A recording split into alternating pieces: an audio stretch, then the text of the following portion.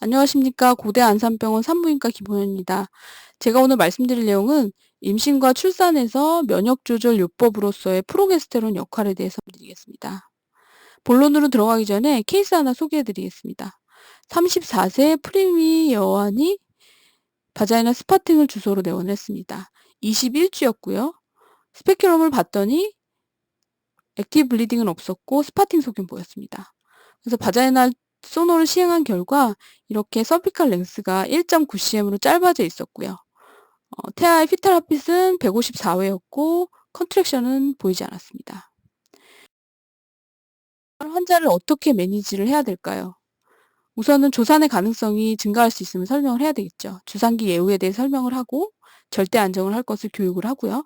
단기 추적 관찰을 하거나 또는 입원을 하게 됩니다. 지켜보다가 37주 이전에 진통이 발생하게 되면 이렇게 다양한 자궁수축 억제제를 사용을 하게 됩니다. 근데 이러한 다양한 그 수축 억제제들이 48시간에서 길면 일주일 정도 효과가 있는 것을 잘 알고 있습니다. 그래서 현재는 이 37주 이전에 그 조산을 예방하기 위해서 우리가 프로게스테론을 사용을 하고 있죠. 이 프로게스테론이 이렇게 조산을 예방하는데 어떠한 기전으로 예방을 할 수 있는지에 대해서 면역학적인 접근을 해보겠습니다. 프로게스테론은 천연 면역 조절제로 알려져 있고요. 이와 같은 분자 화학식입니다. 프로게스테론의 역할은 다양하죠. 생리주기부터 시작해서 착상, 임신의 유지, 염증 조절, 자궁 내막암 치료제제까지 다양한 역할을 하고 있습니다. 그런데 임신의 시작이나 임신의 유지, 출산에 있어서 굉장히 중요한 역할을 하고 있죠.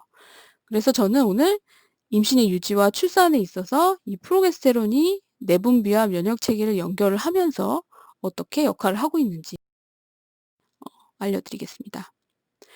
우리 인간의 면역 체계는 일반적인 반응과 복합적인 반응이 있죠. 일반적인 반응은 미생물이 들어오게 되면 마크로파지와 그래뉼로사이트가 미생물을 공격을 해서 제거를 합니다. 근데 복합적인 반응은 미생물의 항원을 기억을 하는 거죠. 그래서 셀룰러 이뮤니티인 T셀이 역할을 하고 휴머럴 이뮤니티인 항체 생성을 통해서 미생물을 제거를 합니다. 여기서 호르몬의 역할이 중요하다라고 하고 있는데요. 그래서 이 태아 항원에 노출이 되면 T셀들이 활성화가 되는데 이 임신 유지를 위해서 프로게스테론 자체가 임신을 하게 되면 굉장히 올라가죠.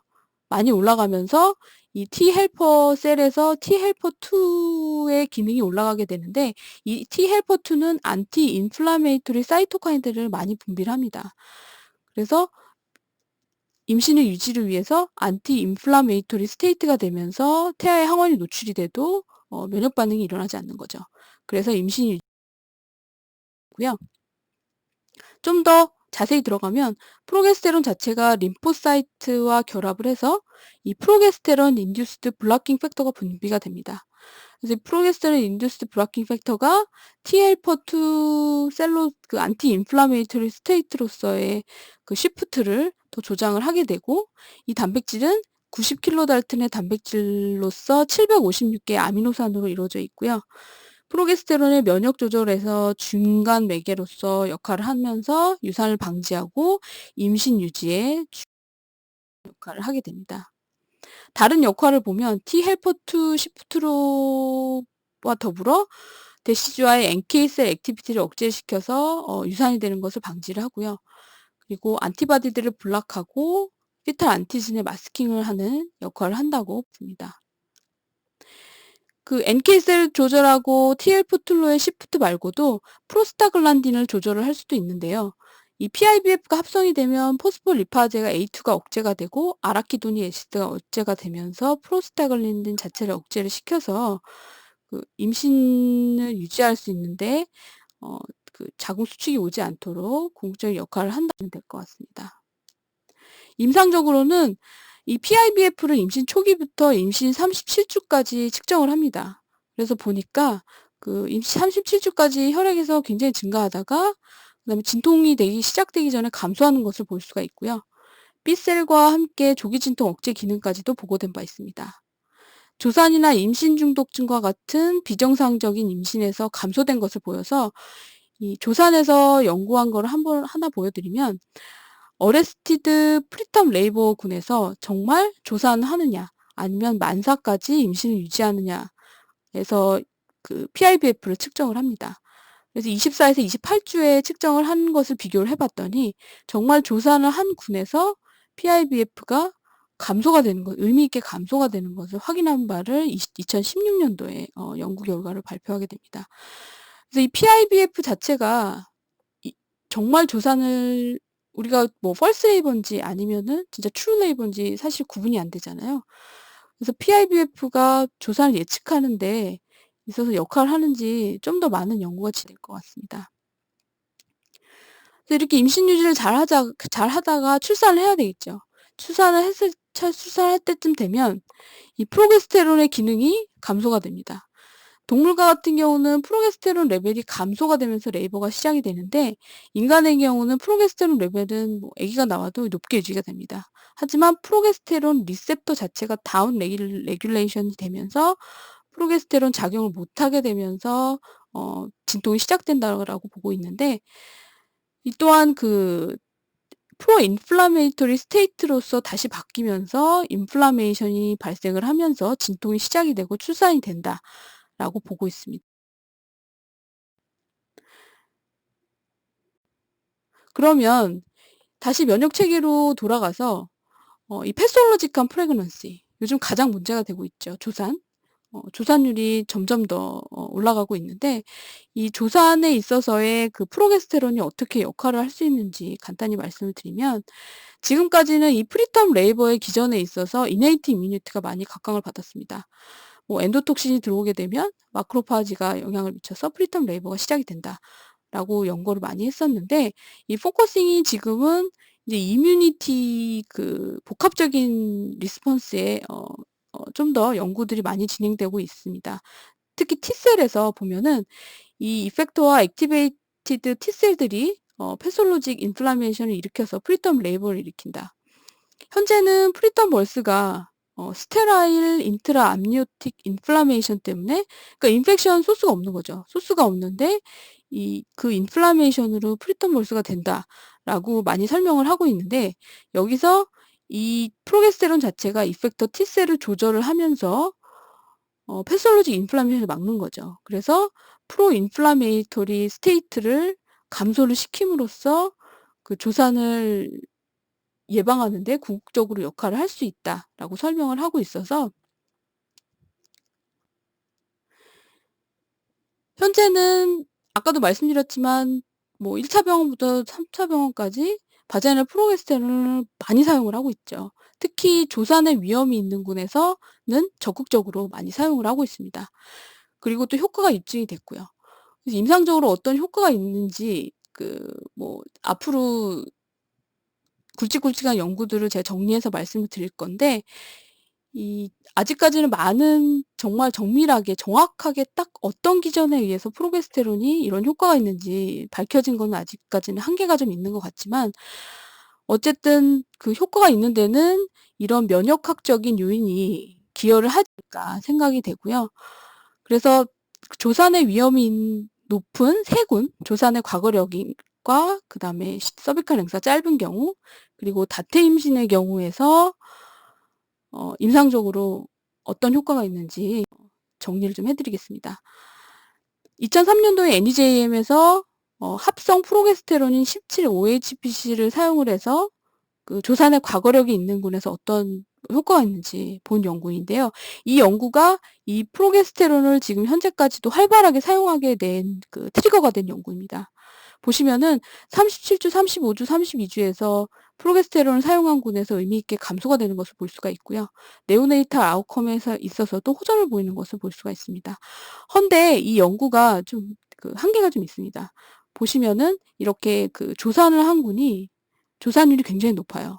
거의 플라시보는 반수 이상에서 조산을 한 군이라서 좀 이 연구가 '조산의 위험이 너무 높은 군만을 대상으로 하지 않았나.'라는 한계가 있다는 걸 알고 계시면 될 것 같고요. 지금까지 많은 RCT들이 진행이 됐습니다. 그래서 이런 조산의 위험이 있는 군에서 그 40개 RCT를 비교한 연구를 작년에 그 BJOJ에서 발표를 했는데 바자이널 프로게스테론, 오랄 프로게스테론, 17-OHPC, 서클라지, 페사리를 비교를 합니다.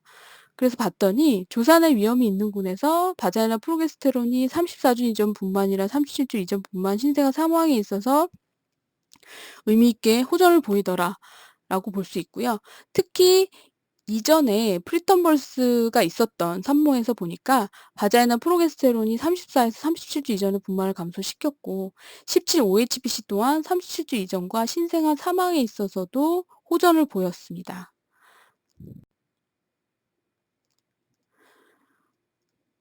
근데 최근에 2020년도에 그 프롤롱 스타디라 그래서 17-OHPC를 사용을 해서 대규모 RCT를 진행을 합니다.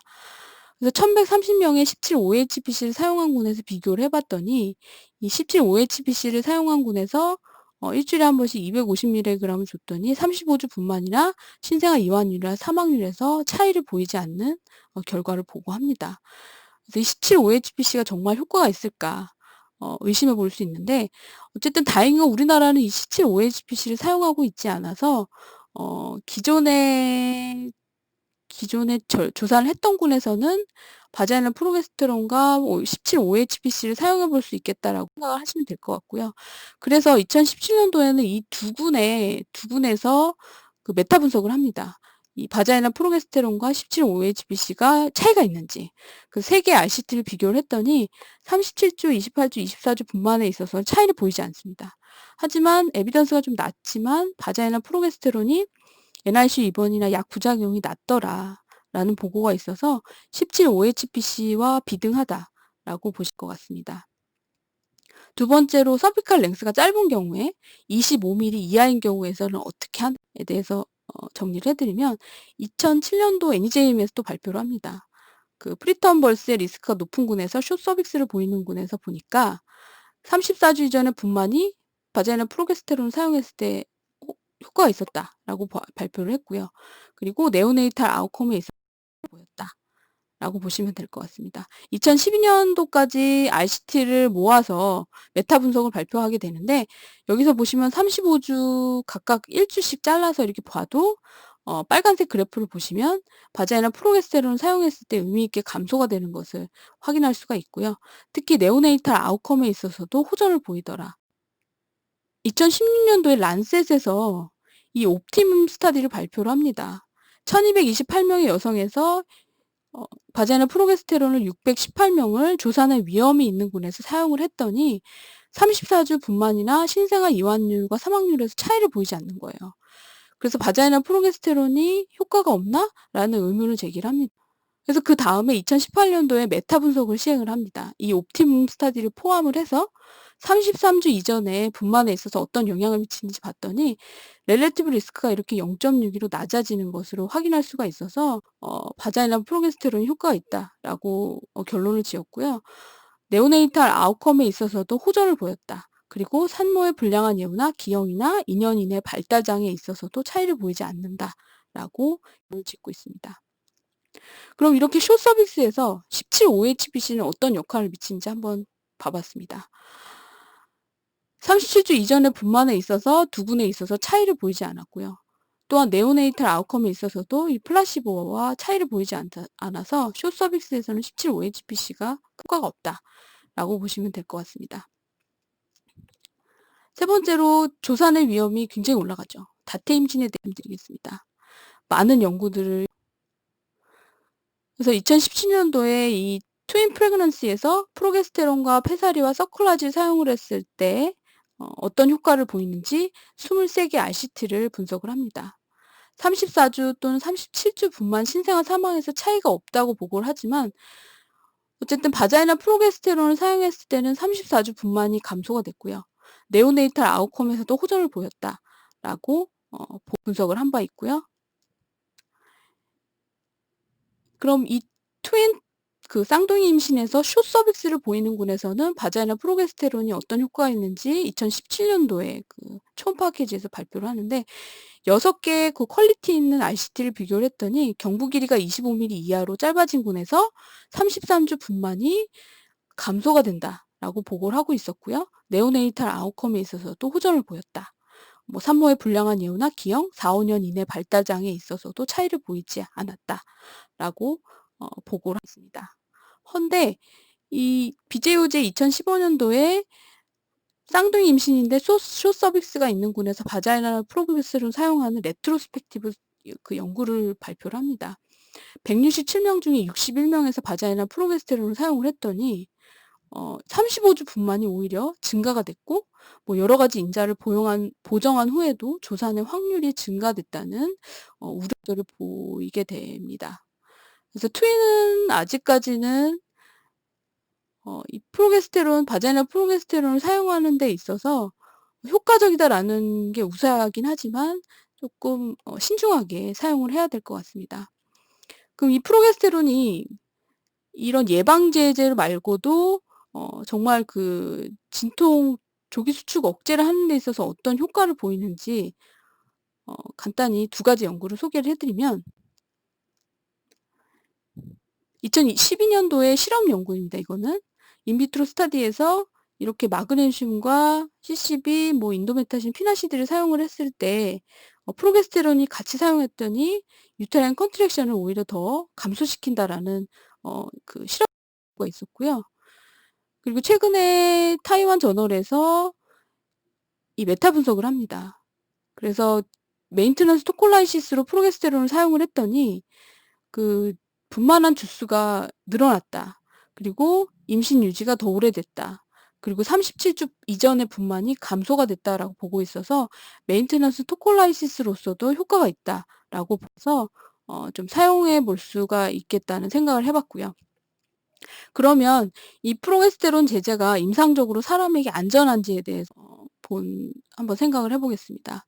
바자이널 프로게스테론은 유산이나 뭐 프리바이어블 딜리버리에 있어서 안전하다, 단태 임신은 안전하다라고 보고를 하고 있는데 다태 임신에서는 17-OHPC의 경우 스틸버스나 미스캐리지를 증가시켰다. 의미 있게 증가시켰다라는 보고가 있어서 좀 우려를 한다라고 알고 계시면 될 것 같고요. 특히 이 17-OHPC가 지금 사실 좀 문제가 되는데 이 또한 다태 임신에서 17-OHPC를 사용했더니 오히려 32주 이전 분만이 증가됐다라고 연구가 또 2013년도에 있었고요. 또 태아의 몸무게 또한 1,500g 미만인 경우에서 17-OHPC를 쌍둥이 임신에서 사용을 했더니 더 증가가 된다라는 도 있었고요. 또 17-OHPC가 문제인데 이렇게 임신성 당뇨를 리스크를 높일 수 있기 때문에 혈당 모니터링을 잘 할 것을 교육하고 있고 또한 안티 인플라메이션 효과가 있기 때문에 면역 반응이 이상이 있는 경우에서는 신중하게 사용을 해야 되고 장기적인 예후는 지금 여러 가지 결과들이 나오고 있긴 하지만 제한적이다라고 할 것 같습니다. 다시 말씀드렸던 케이스로 돌아가 보면 이 환자는 서비칼 랭스가 1.9cm이고 다른 특별한 증상은 없었죠. 이런 경우에서 바자이널 프로게스테론을 36주 6일까지 200mg 바자이널 서포를 할 것을 교육을 한 것 같고요.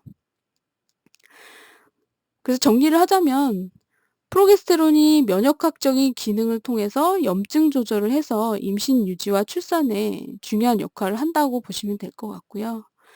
바자이널 프로게스테론은 조산의 과거력이 있거나 자궁경부 길이 25mm 이하 등등의 고위험 임신에서 효과적이다. 그래서 사용해 볼 수 있다라고 보시면 될 것 같고 특히 단태 임신에서 그리고 신생아 이완율이나 사망률까지도 호전을 시킨다. 라고 보시면 될 것 같고요. 근데 다태 임신의 경우는 바자이널 프로게스테론이 효과가 있다라고 우세한 그런 연구 결과들이 좀 있지만 어쨌든 아직까지 안전성이나 효과에 대해서는 확실히 입증되진 않은 것 같습니다. 그리고 조기진통 억제제 보조제로서도 임상 연구가들이 좀 더 많이 필요할 것 같고요. 그래서 향후 좀 제안을 해 보면 이렇게 프로게스테론을 사용해서 정말 효과가 있는 군을 알 수 있으면 참 좋을 것 같아요. 이제 현재 유전적인 그런 연구들이 많이 사실 뭐 다양한 암이나 이런 데서 많이 진행되고 있는 것처럼 임신부에서 유전적인 요인으로 프로게스테론 사용을 했을 때 도움이 되는 것을 알 수 있으면 좋을 것 같아서 이에 따른 그 위험 요인을 분류를 할 수 있으면 좋을 것 같고요.